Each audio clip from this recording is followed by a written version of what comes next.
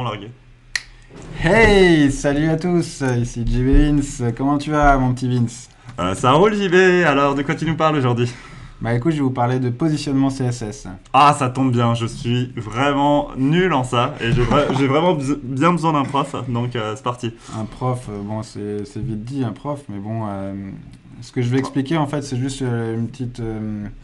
mettre les choses un petit peu au point entre justement le positionnement absolu en CSS et le positionnement relatif. Ouais, relatif, j'ai toujours eu du mal, ça tombe bien. En fait, il existe en CSS, enfin dans un document HTML ou dans une page web ou quoi que ce soit. De toute façon, on s'en fout un peu des termes exacts, hein. Nous, ce qui nous importe, c'est le résultat. Donc là, ce que vous voyez à l'écran, en fait, donc c'est 4 carrés verts et un grand carré gris. En fait, il faut savoir que le carré gris, enfin le rectangle gris, je l'ai positionné en... Enfin, je ne l'ai pas positionné du tout. Je lui ai donné une taille. Donc c'est pour ça qu'il a cette forme-là. Et j'ai positionné, par contre, en absolute, donc en CSS, donc avec la position absolue, 4 carrés verts aux 4 coins. On peut peut-être voir le code, histoire qu'on voit de quoi tu parles. Voilà, donc je vais vous montrer le code. Alors le code, le voilà. Donc c'est-à-dire que mon code HTML, j'ai ça. Donc j'ai une div principale qui s'appelle all, donc qui est représentée par la zone grise, en fait. Donc là, on le voit avec le CSS. Donc all, background gris. Ok, Ok. 80% en largeur, 500 pixels en hauteur. Voilà, c'est ça. Bon, ça, c'était vraiment pour lui donner... pour qu'on puisse le voir à l'écran. Et Et le dedans... margin auto qui centre, c'est ça qui fait que c'est centré au milieu, donc c'est bien ça. Voilà, c'est centré au milieu par rapport à la gauche et par rapport à la droite, hein. Voilà. D'accord. Donc du coup, j'ai aussi 4 divs à l'intérieur, donc, dans lesquels j'ai appliqué des classes, donc la classe carré et la classe donc top left, top right, bottom left et bottom right. Ok. En fait. Donc en fait, c'est juste des classes vraiment bidons, en fait, où je fais par contre là mon positionnement absolu. C'est-à-dire que là, à partir du moment, enfin, ce qu'il faut savoir, c'est en CSS, à partir du moment où tu positionnes en absolute, tu sors du flux. Alors là, tu as envie de me dire qu'est-ce que c'est le flux? Non, je sais moi, mais vas-y explique quand même, ouais, peut-être Bah, qu'il y a des gens justement, qui je sais savent pas. pas. En fait, je sais pas trop et je m'en fous un peu, en fait.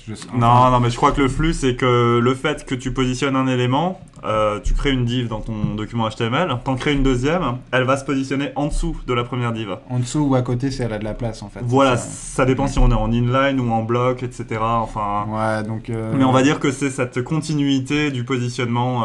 C'est ça, c'est un peu comme du texte en fait. Quand tu vas écrire du texte, il va se mettre automatiquement à la ligne ou à gauche quand il a de la place, etc. Donc c'est en fait ça, c'est le positionnement relatif, hein, le positionnement par défaut en fait. Et le fait de faire positionnement, enfin je plaisantais, hein, je m'en fous pas en fait, mais c'est Non, pas, les c'est pas termes sont important, quand hein. même importants, mais Sur le coup, ce qu'il faut savoir, c'est que le positionnement absolu te permet en fait de sortir complètement du flux.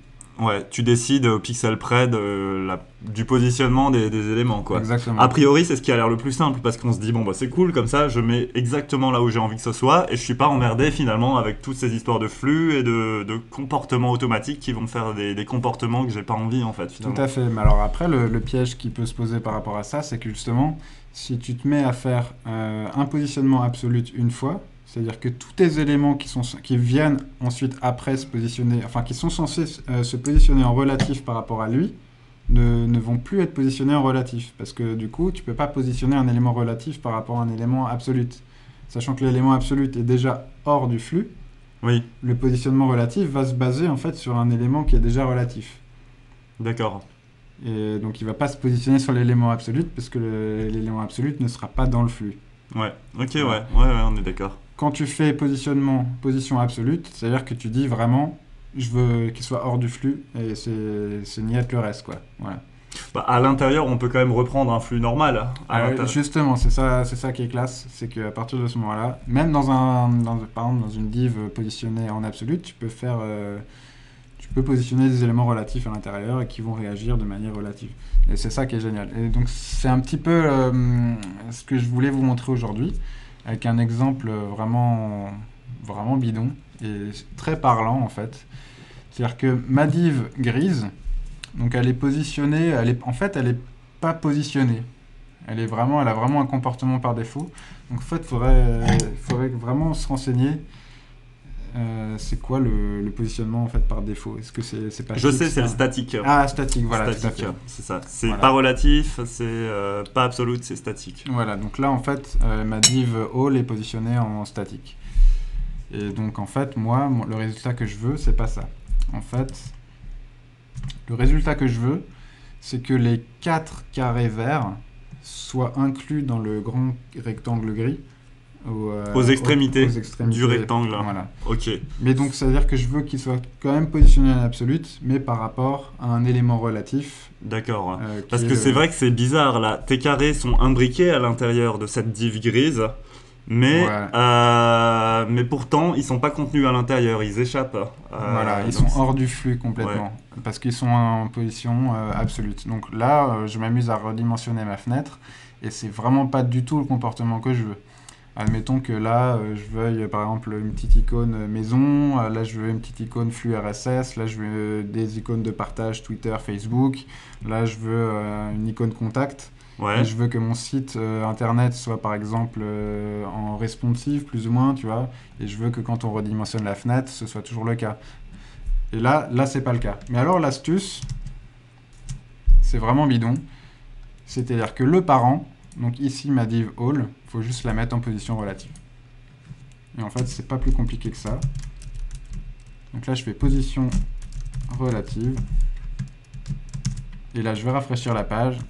Et voilà. Waouh, magie. Ouais, c'est un peu de la magie. Donc là, je peux redimensionner la fenêtre comme je veux. Et j'ai... D'accord, donc jusqu'à maintenant, tu n'avais pas donné de position à ta div parent, donc elle était en position statique. Voilà.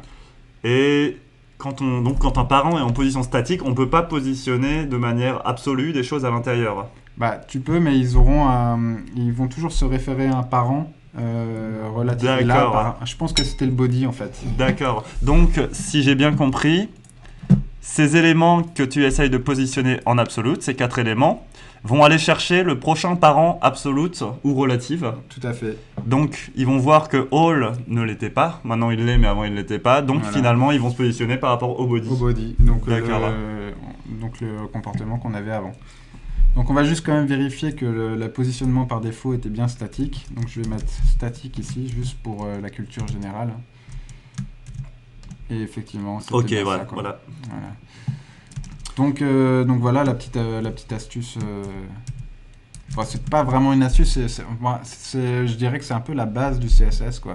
Le positionnement, hein, c'est clair. Parce qu'il faut savoir que plus ton CSS sera bien construit par rapport à un HTML bien construit, plus après tu pourras faire ton JavaScript bien construit qui va essayer d'animer les blocs qui eux-mêmes seront déjà bien positionnés, etc. Ouais, c'est sûr. Et c'est vrai que ce positionnement, c'est super important parce qu'avant, on discutait rapidement de l'absolute où je disais effectivement, à premier abord, ça paraît la solution la plus simple parce que ça nous permet d'avoir un contrôle exact sur le rendu qu'on veut. Mais le problème de l'absolu aussi, c'est qu'il n'est pas évolutif finalement. Il ne va pas permettre à un bloc qui grandit de repousser le bloc suivant qui est censé se positionner en dessous. Et donc finalement, on va avoir des choses qui se chevauchent et finalement un affichage qui bug. Tout à fait. Et, en fait, vaut mieux prévoir en fait toujours quelque chose de relatif avec des éléments absolus dedans. Voilà, c'est un peu... Enfin, moi, personnellement, c'est ce que je fais. C'est que, par exemple, je vois une maquette à intégrer pour faire un site internet. En général, j'essaie toujours de réfléchir comme ça. Jamais... à l'époque, je sais qu'il y a une époque, parce qu'il y a des modes de sites internet, et je sais que dans les années... quelle année 2005 peut-être, c'était la mode en fait des sites de 900 par 600 de taille. T'avais des scroll bars à l'intérieur des carrés, des machins, ce genre de trucs. Un peu genre site en flash, quoi, comme on le faisait à l'époque où ça existait encore. Et c'est un peu ça, et du coup, souvent, t'avais des sites assez graphiques par rapport à ça, et justement, tu positionnais en absolu tes parties d'image, en fait, intégrées dans des blocs comme ça. D'accord, ouais. Et là, tu pouvais faire en positionnement absolu, mais...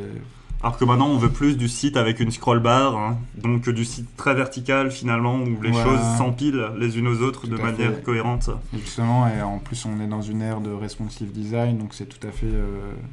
C'est une philosophie complètement relative, quoi. Ouais. Enfin, relative dans le terme CSS, Ok, quoi. ouais, voilà. Ouais, ouais. On parle en langage de code, c'est bien Voilà, connu. tout à fait. Ok, Voilà. bon, moi je crois que ça conclut Tout à fait. notre session d'aujourd'hui. Voilà, j'espère que. Bon, de toute façon, au fur et à mesure des tutos, je pense que. On estimera que cette notion-là sera intégrée. Ouais. Donc, du coup, Et on pourra aller plus loin on parce pourra aller plus qu'effectivement il y a loin. beaucoup de choses à voir dans le positionnement CSS. Voilà. Mais ça c'était un détail important à éclaircir. Voilà, mais souvent, enfin, bon, juste pour conclure, souvent t'as des débutants un peu en CSS, en intégration. Ils veulent positionner leur élément en absolute et ils comprennent pas que ça marche pas. Et notamment des fois sur des navigateurs tels que Internet Explorer. Ah, mais pourquoi sur Internet Explorer, hein, machin, genre de truc et tout. Et du coup, il suffit de mettre le parent en relatif et ça marche. D'accord. Voilà. Donc c'est bon. C'est bon pour Ok, moi. bon ben on espère que ça vous a plu, que vous allez pouvoir vous en resservir, éventuellement que ça vous a débloqué certaines situations. Et puis bon ben À très bientôt. sur ce, à très bientôt. Hein. Allez, salut JV. Allez, salut Vince. Ciao, ciao.